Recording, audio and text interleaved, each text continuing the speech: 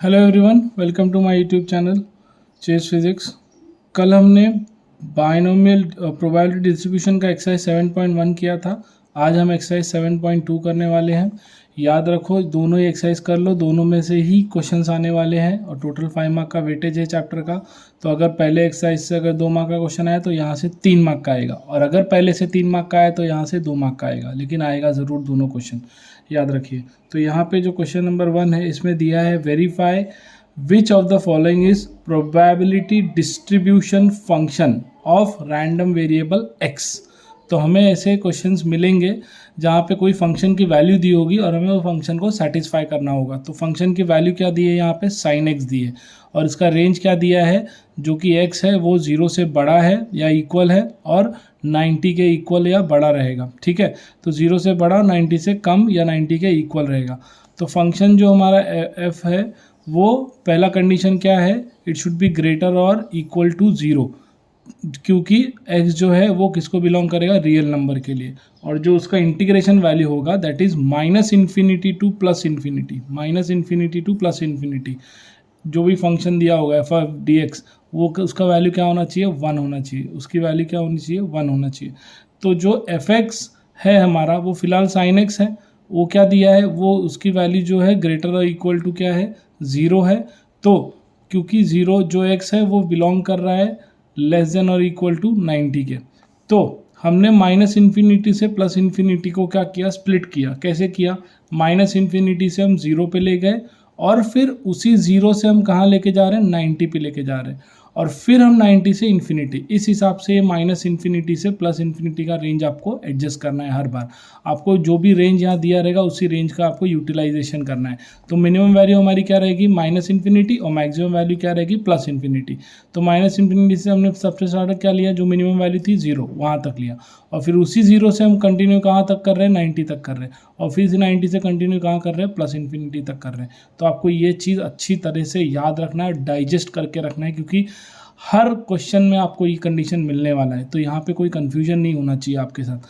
और फिर ये जो -इन्फिनिटी वाली वैल्यू रहेगी, हमेशा ये 0 रहेगी। ठीक है, -इन्फिनिटी वाली वैल्यू 0 रहेगी, और हमें हमेशा F of X D x की वैल्यू दी रहेगी। जो क्वेश्चन में फंक्शन एक्स दिया है ना, साइन एक्स, यही वैल्यू हमें यूटिलाइज करना है। तो हमेशा मिडल वाली ही वैल्यू हमें यूटिलाइज करना है, प्लस ये वाली वैल्यू भी हमारी क्या रहेगी, 0 रहेगी। तो साइन एक्स डी एक्स दिया है, यहाँ पे साइन एक्स दिया था, तो एफ एक्स की जगह हमने साइन एक्स डाला, और डी एक्स तो था ही। अब साइन एक्स का इंटीग्रेशन क्या होता है, माइनस कॉस एक्स होता है, और उसका रेंज क्या है, 0 से लेके 90 तक है। तो हम क्या करेंगे, जब सब्सटीट्यूट करेंगे वैल्यू, तो एक बार फाइनल वैल्यू दैट इज़ 90, और फिर minus initial value that is 0। तो एक बार कॉस की जगह हमने 90 डाला, और एक बार कॉस की जगह हमने 0 डाला, क्योंकि ये माइनस थीटा था, तो माइनस कॉस 90 था, तो कॉस 90 का वैल्यू 0 होता है, और कॉस 0 का वैल्यू क्या होता है, 1 होता है ना। कॉस 0 का वैल्यू 1 होता है, हमने ट्रिग्नोमेट्री में पढ़ा है स्टैंडर्ड 9 10 से लेकर आज तक। तो कॉस 0 का वैल्यू क्या हो गया, 1। तो हमारा F F x D x का वैल्यू क्या आ गया, 1 आ गया। इसका मतलब फंक्शन जो है is the probability distribution of x. ठीक है, तो आई होप ये क्वेश्चन आपको समझ में आया होगा।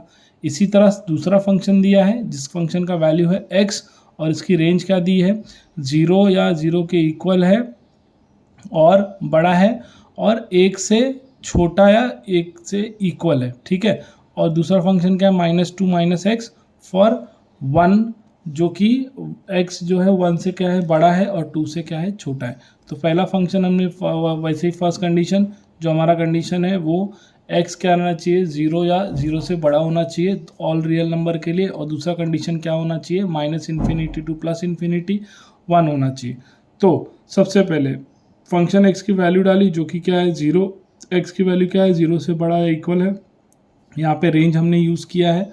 अब जो दूसरा वाला है, इसी रेंज को हम लोग कैसे लिख रहे हैं, जो सेकंड वाला रेंज दिया है, 1 लिखा मैंने, x लिखा और 2 लिखा। ठीक है, तो अब हम क्या कर रहे हैं, यहाँ पे जो दूसरा वाला रेंज था, यहाँ पे x की जगह और भी क्या है, जो -2 है वो क्या है, -x से क्या है, छोटी है, और -1 क्या है, सबसे बड़ा है। तो -x किसको बिलोंग कर रहा है, अगर मैं सब साइन को माइनस कर दूँ यहाँ पे, तो इससे क्या हो जाएगा, पूरा इन्वर्ट हो जाएगा ना, जो मेरा -1 हो जाएगा वो क्या हो जाएगा, सबसे बड़ा हो जाएगा। याद रखो मैंने इसी कंडीशन को माइनस से मल्टीप्लाई कर दिया, तो सारे कंडीशन क्या हो गए, उल्टा हो गए, क्योंकि माइनस में, नेगेटिव में जो छोटा नंबर होता है वही सबसे बड़ा होता है, इसलिए -1 यहाँ पे आ गया बड़ा।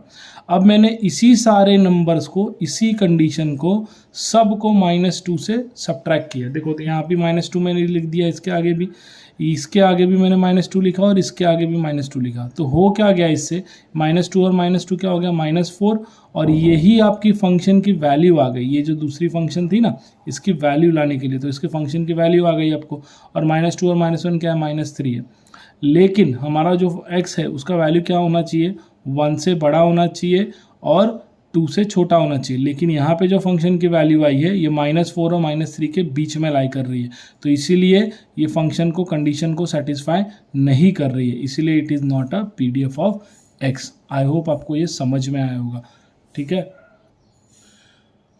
अब ऐसे ही अगला क्वेश्चन दिया है, यहाँ पे फंक्शन का वैल्यू दिया है 2 और फंक्शन की रेंज दी है 0 से बड़ी है, इक्वल है, और 1 से छोटी या इक्वल है। तो हमारा पहला कंडीशन तो सेटिस्फाई है, रियल नंबर है क्योंकि ये पॉजिटिव आपको 2 दिख रहा है। और दूसरा कंडीशन हम देखेंगे कि f(x) dx की वैल्यू 1 आती है या नहीं आती। तो इसका रेंज वो डेफिनेटली कहाँ से चालू होगा, -∞ टू +∞ चालू होगा। और रेंज क्या दिया है, मिनिमम वैल्यू 0 और मैक्सिमम वैल्यू 1 दी है। तो हमने मिनिमम वैल्यू जो फंक्शन की होती है -∞ से लेके इस फंक्शन की मिनिमम वैल्यू दैट इज 0 लेके गए, फिर वही 0 कंटिन्यू होगा कहाँ के लिए, मैक्सिमम वैल्यू 1 के लिए, और फिर वही 1 मैक्सिमम वैल्यू किस कहाँ तक कंटिन्यू होगा, +∞ तक। तो हमने ये रेंज रख दिया, जैसे मैंने आपको बताया था ये वैल्यू हमेशा आपकी 0 रहेगी।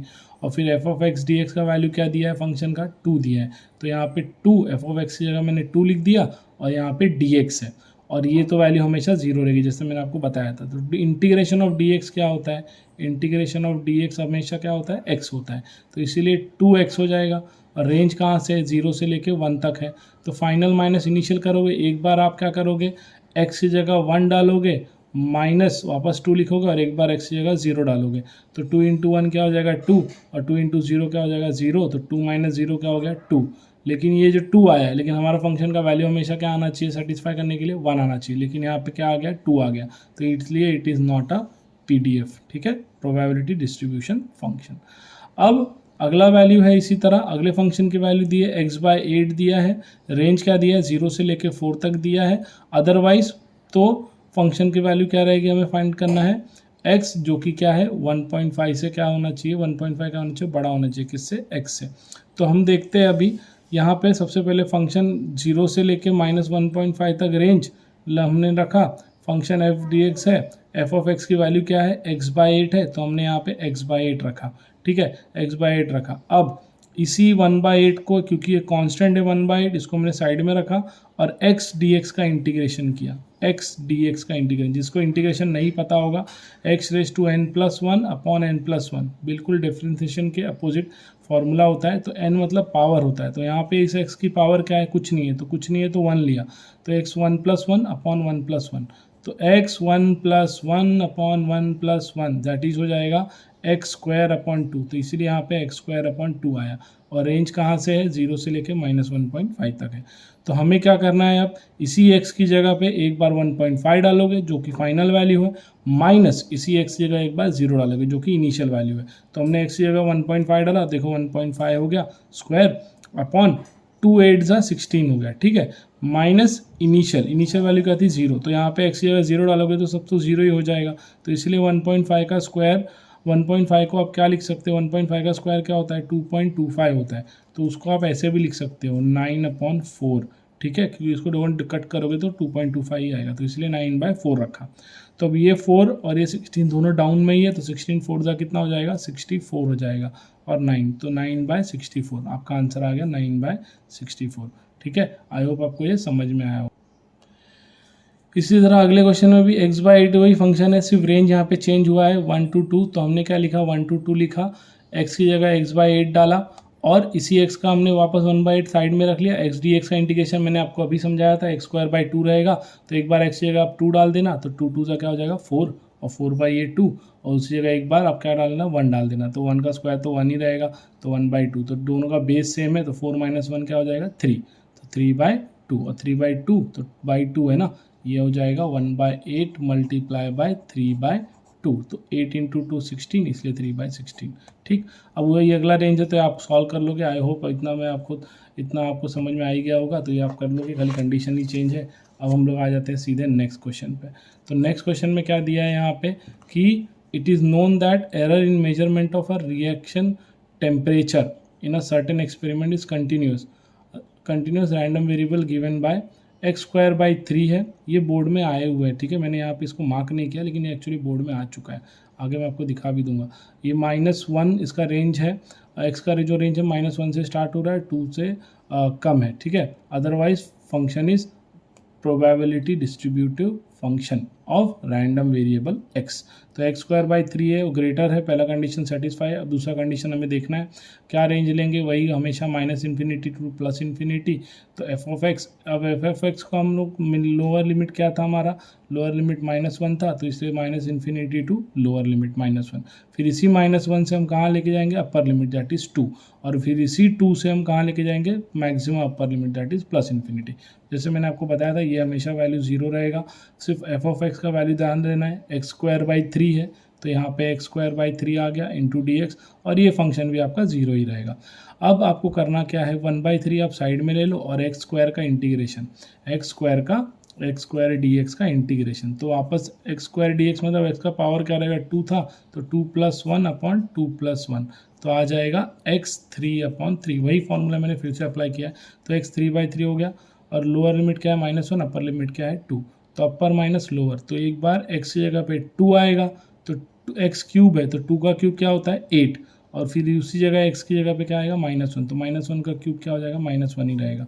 तो माइनस माइनस यहाँ पे क्या हो जाएगा प्लस, दोनों का बेस सेम है, तो 3 तो नीचे रहेगा ही रहेगा, और 8 माइनस माइनस +1, तो 8 + 1 कितना हो जाएगा 9, तो 3 था, यहाँ पे 9 हो जाएगा, तो 9/9 कट के 1 हो जाएगा। तो हमारा प्रोबेबिलिटी डिस्ट्रीब्यूशन है, ठीक है। आई होप आपको समझ में आएगा। अब अगला सेम सम है, सिर्फ रेंज चेंज किया है, तो आई होप ये आपको समझ में आ जाएगा। 0 to 1 किया है, ये इसका आंसर एकदम इजी है, ठीक है। तो अभी हम लोग नेक्स्ट सम पे जाते हैं। उसी क्वेश्चन का देखो तीसरा कंडीशन भी है कि probability that x is negative, तो x इज नेगेटिव, तो नेगेटिव का रेंज कहाँ से है, -1 से लेके कहाँ तक जा रहा है, 0 तक जा रहा है। तो हमने फंक्शन लिया, फंक्शन का वैल्यू क्या था x²/3, जस्ट अभी सॉल्व किया था। तो आप क्या करोगे, 1/3 को साइड में रखोगे, x² का इंटीग्रेशन में निकाला ही था x³/3, बस लिमिट क्या चेंज करना है आपको, -1 से लेके 0 तक। तो एक बार क्या करोगे आप, x की जगह 0 डालोगे और एक बार x की जगह -1 डालोगे, तो -1 का क्यूब तो -1 ही रहेगा, और ये तो 0 है, तो माइनस माइनस क्या हो जाएगा प्लस, तो 1/3 इंटू 1/3, ठीक है। तो 1/3 कितना होगा 1/9, ये आपका आंसर हो गया, ठीक। अभी इसी के साथ अगला क्वेश्चन है कि find k if the following function represent probability distribution, ठीक है। तो फंक्शन क्या दिया है आपका, kx दिया है, फंक्शन दिया है आपका kx, और रेंज की वैल्यू क्या दी है, 0 से चालू हो रहा है और 2 से कम है, ठीक है। तो हमने क्या किया, सबसे पहले कंडीशन सेटिस्फाई करने के लिए, तो यहाँ पे मैं यही बोल रहा था कि फंक्शन का वैल्यू kx है, इसकी रेंज क्या है, 0 से बड़ा, 0 से ग्रेटर है और 2 से कम है। तो हमने वही वापस कंडीशन लिया है, -∞ टू +∞ वाला, वही -∞ टू 0 जाएगा, फिर 0 to 0 जो हमारा मिनिमम रेंज है, 0 to maximum range that is 2, तो वापस 2 से कहाँ जाएगा, +∞ जाएगा, और ये फंक्शन 0 होगा, ये फंक्शन 0 होगा, बचेगा क्या, f(x) की वैल्यू क्या है, k(x) है। तो यहाँ पे k(x) लिखा, dx लिखा, k को हमने साइड में रखा क्योंकि कांस्टेंट है, x का इंटीग्रेशन क्या आ जाएगा, x²/2 आ जाएगा, और रेंज क्या है 0 to 2। तो आप क्या करोगे, एक बार इसी x की जगह पे 2 डालोगे और एक बार इसी x की जगह पे आप क्या करोगे, 0 डालोगे। तो हमने यहाँ पे वही किया, एक बार x की जगह पे 2 डाला तो 2 2 जा 4/2 हो जाएगा, जो कट होके वापस 2 आ जाएगा, और एक बार 0 डालोगे तो 2 इंटू के 2k रहेगा, तो 2k का वैल्यू क्या आ गया 1, तो इसलिए k का वैल्यू क्या आ गया 1/2। तो हमें k की वैल्यू आ गई। हमें ये दूसरी प्रोबेबिलिटी फाइंड आउट करनी थी रेंज की, तो ये रेंज हमारा तो फंक्शन ही होगा, और कहाँ से है, -1/4 से लेके +3/2 तक है। तो हमने उसको स्प्लिट करा, हमने f(x) की जगह वैल्यू क्या डाला, k(x) डाला, और x dx तो हमें पता ही है कि x dx का इंटीग्रेशन x²/2 होगा, ठीक है। और k का वैल्यू भी हमें पता है, हमने अभी निकाला है 1/2, तो हमने k की जगह पे 1/2 सब्स्टिट्यूट किया, x dx का इंटीग्रेशन x²/2 था, रेंज 3/2, और 1/4 है, तो एक बार हम x की जगह पे क्या करेंगे 3/2। तो 3 का स्क्वायर क्या होता है 9 और 2 का स्क्वायर क्या होता है 4, तो इसलिए 9/4 हो गया। माइनस इनिशियल वैल्यू क्या है 1/4, तो 1 का स्क्वायर 1, 4 का स्क्वायर 16। तो इसीलिए अब यहाँ पे क्या करेंगे हम, इसको ऊपर नीचे आप चाहिए तो आप मल्टीप्लाई भी कर सकते हो बेस सेम करने के लिए। तो 4 4 ये भी 16 हो जाएगा और ये 9 4 36। तो 36 माइनस 1 35 हो जाएगा और 16 ऐसे का ऐसे ही रहेगा। 16 4 64 कर सकते हो। तो ये हो गया आपका आंसर। ठीक है, अगला सम देखो, उसी का कंडीशन है जहाँ पे फंक्शन का वैल्यू दिया है के x 1 minus x. I hope आपको दिख रहा होगा के एक्स 1 माइनस एक्स। इसका रेंज दिया है 0 से 1। ठीक है, अदरवाइज जो फंक्शन की वैल्यू में निकालनी है प्रोबेबिलिटी वो है x, जो कि 1/4 से 1/2 तक है। ये क्वेश्चन जुलाई 18 में पूछा गया है। तो F of X D X है minus infinity to plus infinity, ये कंडीशन हमें पता है। तो यहाँ पे लोअर लिमिट क्या है हमारा 0 है, अपर लिमिट क्या है 1 है, तो यही यहाँ पे 0, फिर 0 to 1 और 1 to इन्फिनिटी। तो ये वैल्यू और ये वैल्यू तो 0 है, हमें पता ही है। बचा है एफ ऑफ एक्स का वैल्यू, वो क्या है के एक्स 1 माइनस एक्स। यहाँ पे देखो के एक्स 1 माइनस एक्स। तो हम क्या करेंगे x का मल्टीप्लाई अंदर करेंगे तो 1 हो जाएगा। x into 1 x into x x square D x. तो अभी आपको करना क्या है, इस x का इंटीग्रेशन निकालना है, हो जाएगा x square by 2। X square का इंटीग्रेशन होगा x क्यूब बाई 3 और रेंज क्या है 0 to 1 है। ठीक है, तो वैल्यू कितना है, प्रोबेबिलिटी डिस्ट्रीब्यूशन है तो इसीलिए 1 का वैल्यू 1 दिया है। तो अब क्या करोगे, जहाँ जहाँ पे x है वहाँ पे एक बार आपको क्या सब्स्टिट्यूट करना है 1। तो यहाँ पे 1 किया तो 1/2 हो जाएगा, वापस 1 किया तो 1/3 हो जाएगा, माइनस 0 करेंगे तो 0 करेंगे तो पूरा ही 0 होगा, तो इसलिए यहाँ पे 0 लिखा है। ठीक है, याद रखो। और फिर ये 1/2 माइनस 1/3 है, इसको क्रॉस मल्टीप्लाई कर दो आप, 2 3 1 जा 3 हो जाए। ये 1/2 माइनस 1/3 तो 3 माइनस 2 अपॉन 6, तो हो जाएगा 1/6। तो इसलिए 1/6 आ गया, दैट इज k/6, इसलिए k का वैल्यू क्या आ जाएगा 6। ये हो गया आपकी k की वैल्यू। अब हमको इसी k की वैल्यू यूज़ करके ये दोनों फंक्शन का वैल्यू निकालना है। ठीक है, आई होप आपको k का वैल्यू यहाँ तक समझ में आ गया होगा। अब k का वैल्यू आ गया तो हमारा पहला कंडीशन था x का वैल्यू 1/4 से बड़ा होगा और 1/2 से छोटा होगा। तो वो रेंज हो गया 1/4 मिनिमम और मैक्सिमम कितना हो गया 1/2। फंक्शन का वैल्यू एफ ऑफ एक्स क्या है के एक्स 1 माइनस एक्स है ना। तो अभी हम क्या करेंगे यहाँ पे, वापस वही x का मल्टीप्लाई अंदर x minus x square, same thing, same integration. बस खाली आपको यहाँ पे वैल्यू चेंज होगा। एक बार x की जगह आप क्या डालोगे आप 1/2, तो 1/2 का स्क्वायर क्या होगा 1/4 और यहाँ पे ऑलरेडी 2 है तो 1/4 इंटू 1/2 1/8। वापस यहाँ पे 1/2 का क्यूब क्या होगा 1/8 होगा और 8 3 ज़ा 24 माइनस वापस आपको क्या करना है यहाँ पे 1/4, तो 1/4 का स्क्वायर क्या होगा 1/16, 16 2 ज़ा 32 और वैसे ही 1/4 का क्यूब क्या होगा 64, 64 3 ज़ा 192। तो ये वैल्यूज़ को आपको क्या करना है, इसको आप क्या कर सकते हो 3 से मल्टीप्लाई कर दो ऊपर नीचे। तो 3 से अगर मल्टीप्लाई कर दिया तो 3 8 ज़ा कितना हो जाएगा 24 ना, 3 8 ज़ा कितना हो जाएगा 24। तो 3/24 माइनस 1/24, तो 3 माइनस 1 कितना हो जाएगा 2, तो इसलिए 2/24। इसी तरह इसको भी आप क्या कर सकते हो 6 से मल्टीप्लाई कर सकते हो। तो अगर इससे मैंने 6 से मल्टीप्लाई कर दिया तो ये कितना हो जाएगा, ये 192 हो जाएगा। ठीक है, तो यहाँ पे 6 मैंने 192 का, तो 6 माइनस 1 कितना हो जाएगा 5, तो इसलिए होगा 5/192। इसी चीज़ को आप क्या कर सकते हो, इसको 192 में कन्वर्ट कर दो। तो उसको वो कन्वर्ट करने के लिए आप इसको 24 है तो इसको आप 8 से मल्टीप्लाई कर सकते हो। ठीक है, तो 8 से मल्टीप्लाई कर दोगे तो 8 2 16, 16 माइनस 5 कितना हो जाएगा 11 और बाहर का 6 एज इट इज़ रहेगा और इन दोनों 192। ठीक है, तो आई होप आपको ये समझ में आ गया होगा।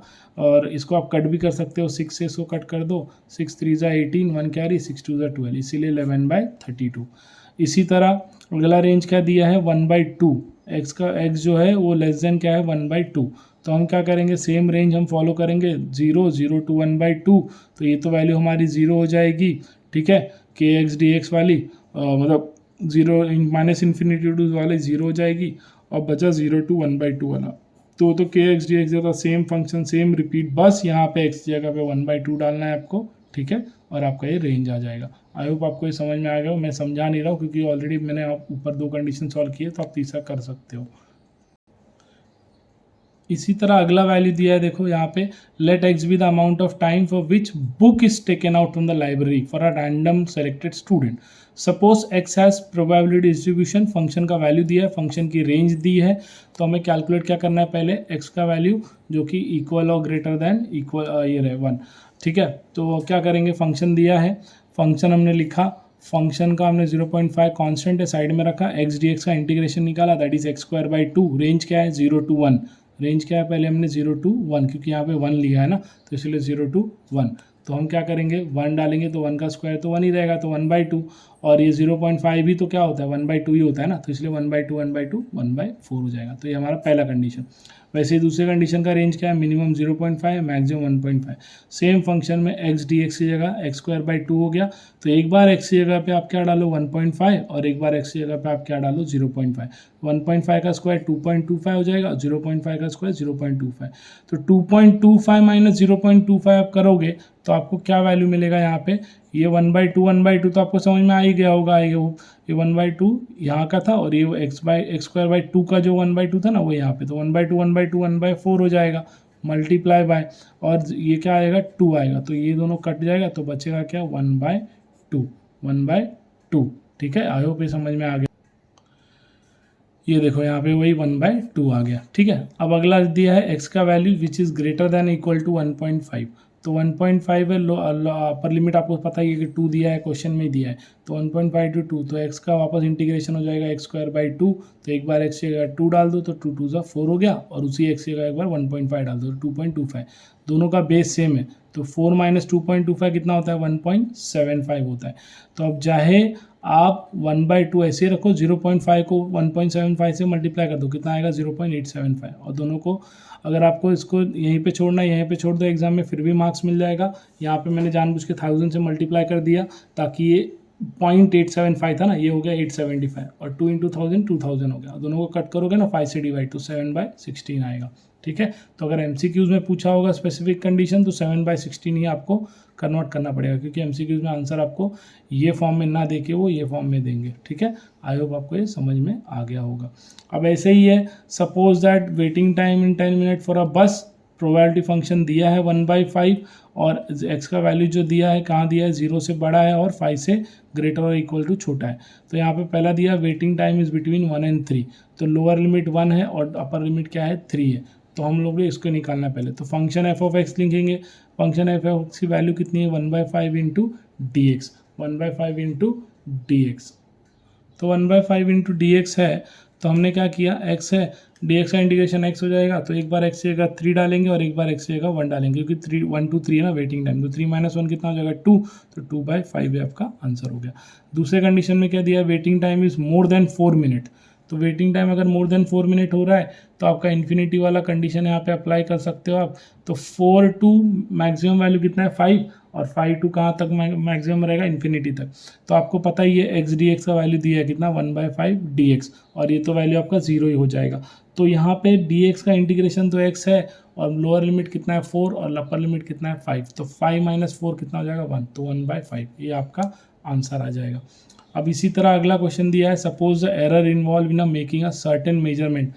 यहाँ पे फंक्शन की वैल्यू दी है, फंक्शन का मिनिमम और मैक्सिमम रेंज दिया है, पहला कंडीशन पूछा है एक्स का वैल्यू ग्रेटर देन 0 होना चाहिए। तो ग्रेटर देन 0 होने के लिए पहले तो हमने क्या किया, -∞ टू +∞ वैल्यू कितना होना चाहिए, कंडीशन आपका 1 होना चाहिए ना, तो हमने -∞ लिया, लोअर लिमिट क्या है -2 है, फिर -2 से अपर लिमिट जाएंगे जाके +2 है, फिर उस अपर लिमिट से मेन अपर लिमिट जो कि +∞ वहाँ तक।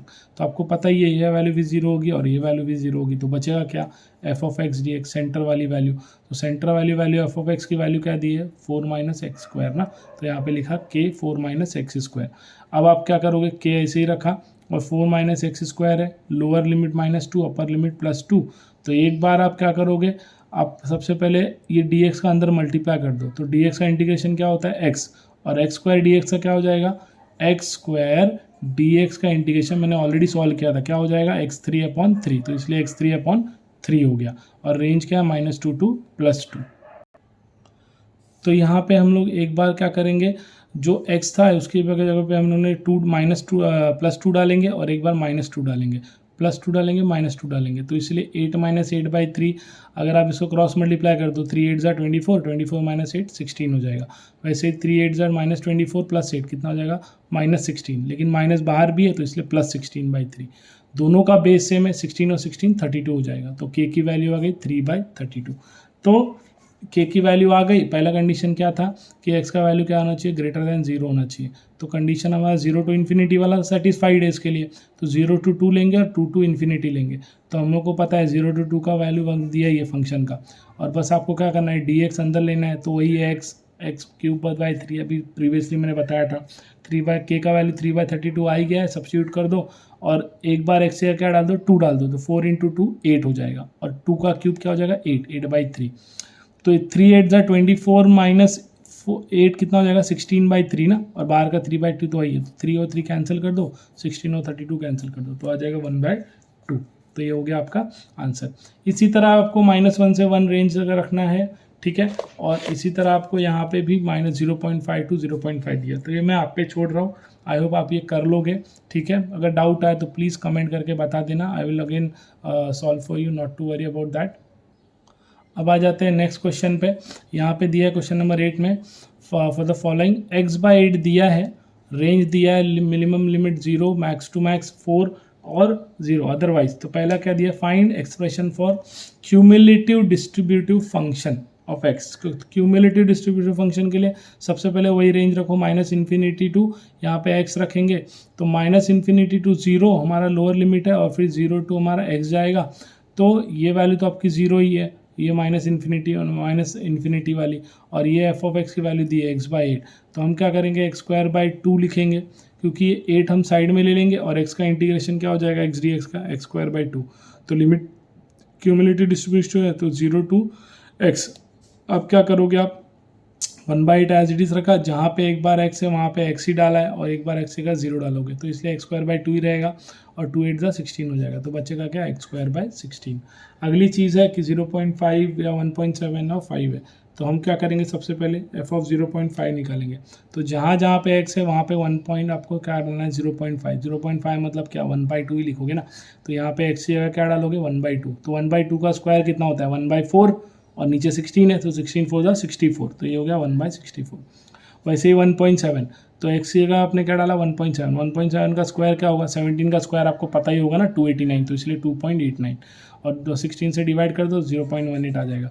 फिर वापस वही है कि x/5 था, अब इसको क्योंकि जो 5 वैल्यू है हमारा रेंज कहाँ दिया है 0 to 4 ही दिया है ना, देख रहे हो अब 0 से बड़ा और 4 से छोटा, लेकिन हमें पूछा क्या है 5, तो पॉसिबल यहाँ पे कंडीशन में है ही नहीं, क्योंकि 5 तो बड़ा है 4 से, तो इसलिए हम हमेशा क्या लिखेंगे, उसकी वैल्यू 1 लिखेंगे, क्योंकि हम याद है ना लिमिट आप लिखते हो f(x) dx -∞ to +∞, हमेशा 1 ही लिखते हो ना, तो इसलिए 1 लिख दिया। ठीक, अगला क्वेश्चन है, ये बोर्ड में 3 बार आ चुका है, तो ये हो सकता है वापस आ जाए आपको, इसमें बहुत सारे कंडीशन है इसलिए बोर्ड में पूछा जाता है। x²/3 फंक्शन का वैल्यू है, रेंज दिया -1 से लेके 2 तक, ठीक है। Otherwise determine CDF and hence value of x <1 -2, ठीक है, x > 0, फिर x का रेंज, तो अलग अलग ऐसे वैल्यूज़ दिए। तो हम सबसे पहले क्या करेंगे, सबसे पहले आपको क्या निकालना है, यहाँ पे f(x) फंक्शन का वैल्यू निकालना है CDF। तो अब क्या करोगे, CDF आपको दिया है -∞ to 1 लोगे, फिर -1 to x लोगे, क्योंकि ये वैल्यू तो 0 ही रहेगी आपकी, तो बचा क्या -1 to x। -1 to x की वैल्यू कितनी है x²/3, x² dx था ना, तो x²/3 है, तो हम क्या करेंगे 1/3 साइड में लेंगे और x² dx। तो ये इंटीग्रेशन मैंने बार बार सॉल्व किया है, x² का वैल्यू क्या होगा x3/3 हो जाएगा, और रेंज क्या है -1 से लेके x तक है। तो आप 1/3 एज इट इज़ रखो, x³/3 एक बार x जगह x³/3 डाला, और एक बार उसी x जगह 1 डाला, तो 1/3 आ जाएगा। अब हमें क्या करना है, ये दोनों का बेस सेम ही है, तो x³ माइनस माइनस क्या हो जाएगा प्लस, तो x³ + 1/9 ये फंक्शन की वैल्यू हो गई। अब ये कंडीशन पूछा जाता है बोर्ड में बार बार। तो पहला है लेस देन x का वैल्यू जो है ग्रेटर देन 1 है, तो ग्रेटर देन 1 है तो f(1) minus f of final minus initial, तो फाइनल वैल्यू क्या है 1 और इनिशियल वैल्यू क्या है -1। तो फाइनल की वैल्यू इसी कंडीशन में x जगह +1 डालो, माइनस इसी कंडीशन में x जगह -1 डालो, तो ये दोनों को सॉल्व कर लोगे तो 2/9 आ जाएगा। वैसे ही x²/3 है, तो आपको करना क्या है, जो एफ ऑफ -2 यहाँ पे जो कंडीशन है देख रहे हो ना, -2 विच इज़ लेस देन -1 है, तो -2 का कंडीशन यहाँ पे आप क्या लिखोगे, 0 लिखोगे, प्रोबेबिलिटी भी उसका 0 लिखोगे। फिर x इज़ ग्रेटर दैन 0, तो ग्रेटर दैन 0 का वैल्यू हम ऐसे भी लिख सकते हैं 1 minus x is less than और इक्वल टू 0, तो less than equal to 0 f of 0 minus f of -1 आएगा। तो ये इसी कंडीशन में x की जगह 0 डालना है और उसी में x की जगह -1 डालना है, दोनों को सॉल्व कर लोगे 8/9, और इसी तरह 1/2 भी करना है। तो एक बार x की जगह यहाँ पे 2 डालोगे और एक बार माइनस x की जगह 1 डालोगे तो आपका वैल्यू आ जाएगा। आई होप आपको ये समझ में आया होगा। ज़्यादा इसमें कोई फॉर्मूला यूज़ नहीं करना था, बस ये आपको जनरल इक्वेशन निकाल लेना है फंक्शन की वैल्यू और उसी में रेंज आपको सब्स्टिट्यूट करते जाने हैं। यही चीज़ बोर्ड में 3 बार पूछी गई है। तो आई होप आपको ये समझ में आ रहा होगा, क्योंकि 3 से 4 मार्क का क्वेश्चन होता है ये, ठीक है। अब ये लास्ट क्वेश्चन है इस एक्सरसाइज का और इस चैप्टर का भी, तो मैं एक्सपेक्ट नहीं करता कि ये एक साथ पूरा इतना पूछेंगे, ये एक ही वैल्यू पूछेंगे, फाइंड सी, या तो हो सकता है e⁻x या तो वेरिएंस ऑफ x, क्योंकि बहुत बड़ा क्वेश्चन हो जाता है ये। आपको फंक्शन की वैल्यू दी है c/x और रेंज दिया है 1 और 3, तो हम सबसे पहले क्या निकाल रहे हैं, प्रोबेबिलिटी डिस्ट्रीब्यूशन फंक्शन है, ठीक है। तो रैंडम वेरिएबल x के लिए तो कंडीशन तो लिखा ही है, तो -∞ टू लोअर रेंज क्या है 1 और फिर 1 टू अपर रेंज क्या है 3 और फिर 3 to main upper range that is infinity. ये वैल्यू 0 होगी, ये वैल्यू 0 होगी, एफ ऑफ एक्स की वैल्यू आ जाएगी c/x लिखा। अब c तो कांस्टेंट है, साइड में रखो, बचेगा क्या dx/x। तो dx/x is nothing but what, log x ना, याद रखो। हाँ, dx/x आपका होता है log x होता है, याद रखो log x। तो log x रेंज कितना है, रेंज क्या है 1 से लेके 3 तक है, ठीक है। तो उसकी वैल्यू तो कितनी होगी, 1 ही होगी, जो हम कंडीशन सेटिस्फाई करते हैं। तो इसीलिए एक बार log x की जगह 3 डालेंगे और एक बार log x की जगह log 1 डालेंगे, तो log 3 minus log 1, log 3 minus log 1, log में डिवाइड मतलब पता है ना, log में माइनस मतलब डिवाइड होता है, तो log 3/log 1 हो जाएगा, ठीक है। c इक्वल्स टू 1, तो इसलिए c की वैल्यू क्या होगी, log 1 यहाँ जाएगा तो यहाँ डिवाइड में इस साइड जाएगा तो मल्टीप्लाई में हो जाएगा, और ये यहाँ पे मल्टीप्लाई में नीचे आएगा तो डिवाइड में, तो इसलिए c की वैल्यू क्या होगी 1/log 3। और वैसे भी आप लिख सकते हो कि log 1 का वैल्यू 0 होता है, ठीक है, तो वैसे भी आप लिख सकते हो। तो 1/log 3 हो गया। अब हमें जनरल फार्मूला मिल गया, कांस्टेंट की वैल्यू मिल गई।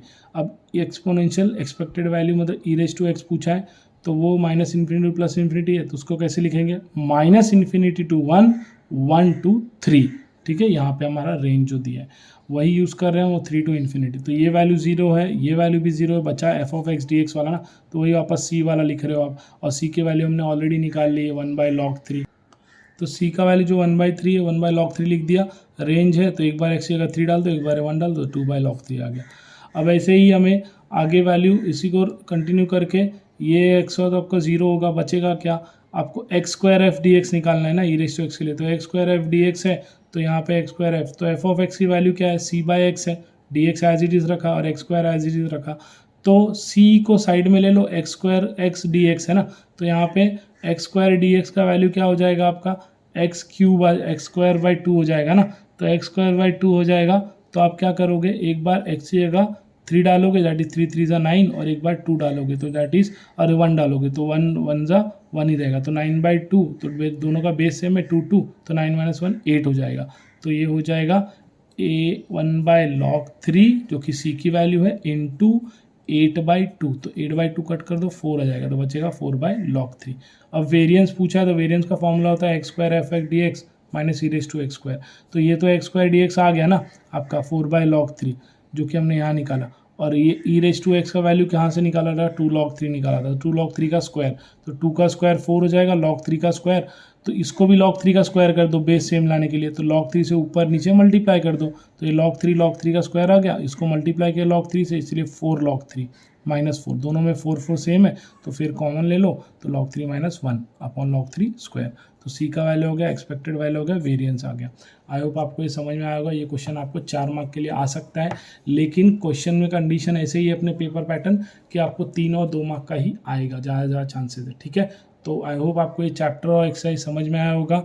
प्लीज़ अगर समझ में आया होगा तो प्लीज़ चैनल को लाइक कीजिए, वीडियो को लाइक कीजिए, चैनल को सब्सक्राइब कीजिए और कमेंट कीजिए अगर कुछ डाउट है आपको तो, ठीक है। I will comment back, and मेरे बाकी फिजिक्स और केमिस्ट्री नोट्स को भी आप प्लीज़ लाइक और फॉलो लाइक कीजिए और कमेंट कीजिए, उसमें आपको कोई और कुछ वेरिएंस चाहिए तो मैं टाइम टू टाइम वो अपडेट करते रहूँगा आपको, और बाकी फिजिक्स और केमिस्ट्री के भी डेरिवेशन में अपलोड करते रहूँगा।